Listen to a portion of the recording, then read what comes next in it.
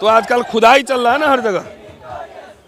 जितने Buddhist temple हैं, जितने बुद्धिस्ट मॉन्यूमेंट्स हैं जिसमें कब्जा किया हुआ है, उसको ये सरकार वापस दिलाए।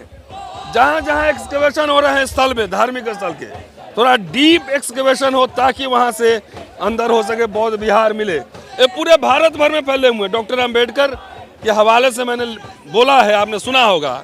उन सबको ये चाहिए कि जितने बौद्ध स्थलों पर है ना किसी का भी कब्जा हो, चाहे घर बनाया हो, चाहे मंदिर बनाया हो। अब शिवलिंग में बौद्ध निकल रहे हैं, है ना। बुद्ध की मूर्ति को जो है विष्णु बना दिया गया है। उस सारे के घर वापसी होनी चाहिए।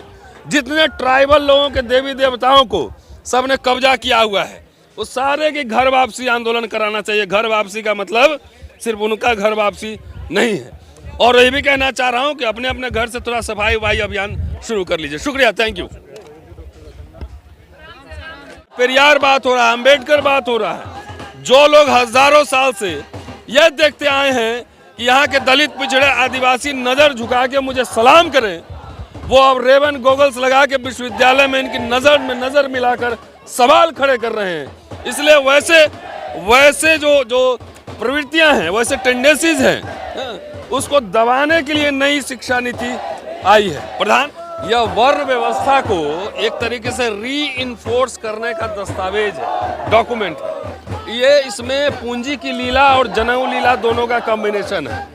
EWS इतना जो है ढोल बजा के लाया गया था। EWS, कोई बता दे कि EWS के बारे में उसमें क्या प्रोविजन है। प्रधानमंत्री जी कहते हैं कि हम बाबा साहब की वजह तक यहाँ तक पहुँचे हैं। मुझे गोली मार लो, मेरे दलित भाइयों को नहीं मारो। आखिर इस दस्तावेज में रिजर्वेशन को लेकर क्या प्रोविजन है, सोशल जस्टिस को लेकर क्या प्रोविजन है। ये सीधा और सीधा अपर क्लास के, अपर कास्ट के जो धनी लोग हैं उनको हित पहुंचाने के लिए, इसको बेचने के लिए। आप कह रहे हैं 70 साल में कुछ नहीं होता, IIT खुला, मेडिकल खुला, इसको हम लोग कहाँ पढ़े। प्रधानमंत्री मोदी जी कहाँ से अपना वो एंटायर पॉलिटिकल साइंस में डिग्री लिए, कहाँ से लिए। तो वो जो है आखिर विश्वविद्यालय थे ना, भारत सरकार विश्वविद्यालय चला रही थी ना, तो सारा संसाधन बेचने की तैयारी है। इसलिए आज ये बड़ा स्टूडेंट पार्लियामेंट हुआ है आयशा के बैनर तले।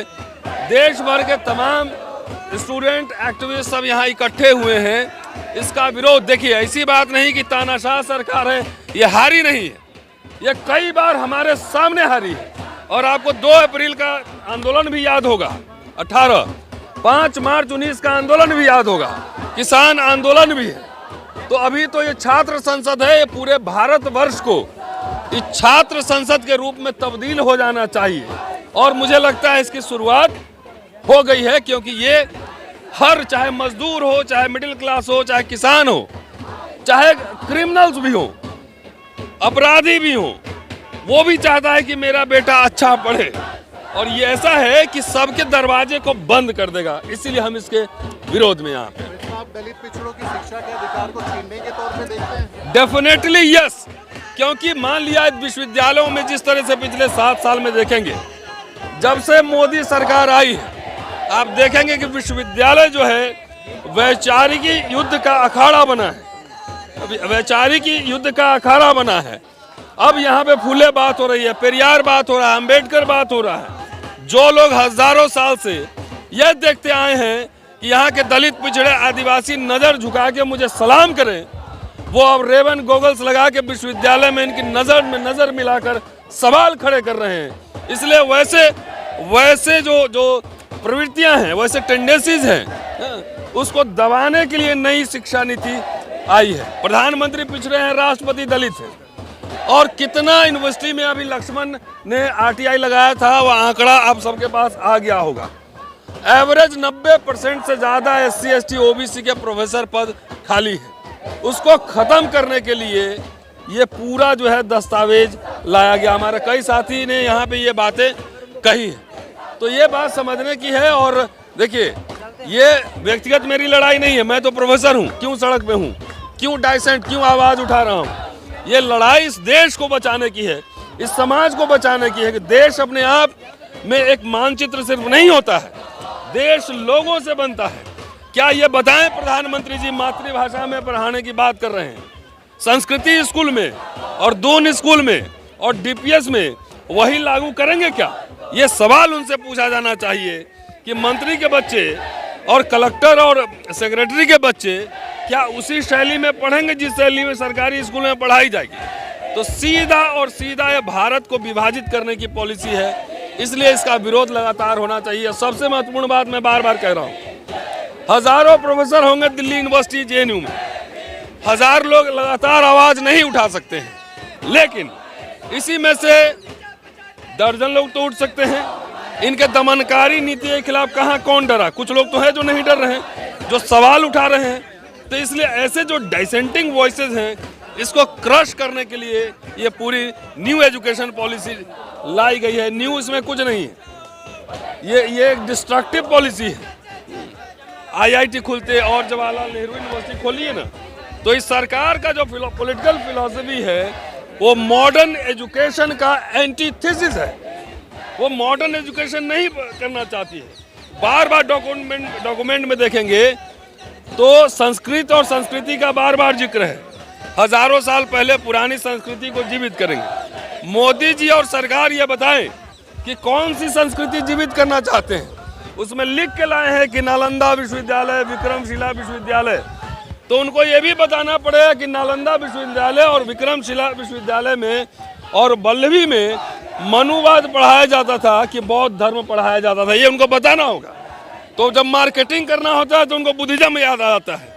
विदेश में जाते हैं तो कहते हैं कि मैं बुद्ध की धरती से आया हूँ, और यहाँ आते हैं तो बल्लभी के नाम लेते हैं, लेकिन उसमें पढ़वाएंगे मनु का सिलेबस बनवाएंगे। अगर इतना ही आपको बल्लभी से और इतना ही आपको तक्षशिला से, नालंदा से मोहब्बत है, तो आजकल खुदाई चल रहा है ना हर जगह। जितने बुद्धिस्ट टेम्पल हैं, जितने बुद्धिस्ट मॉन्यूमेंट्स हैं जिसमें कब्जा किया हुआ है, उसको ये सरकार वापस दिलाए। जहाँ जहाँ एक्सकवेशन हो रहे हैं स्थल में, धार्मिक स्थल के, थोड़ा डीप एक्सकवेशन हो ताकि वहाँ से अंदर हो सके बौद्ध विहार मिले। ये पूरे भारत भर में फैले हुए। डॉक्टर अम्बेडकर के हवाले से मैंने बोला है, आपने सुना होगा कि पांडुरंग के बारे में उन्होंने कहा था, और कई बुद्धिस्ट साइट के बारे में, कि मैं दावे के साथ कह सकता, साबित कर सकता हूँ कि ये बुद्धिस्ट साइट है। तो बौद्ध साहित्य, बौद्ध जितने स्तूप हैं, अशोक ने 84,000 बौद्ध स्तूप बनाए थे, कहाँ गए वो बौद्ध स्तूप?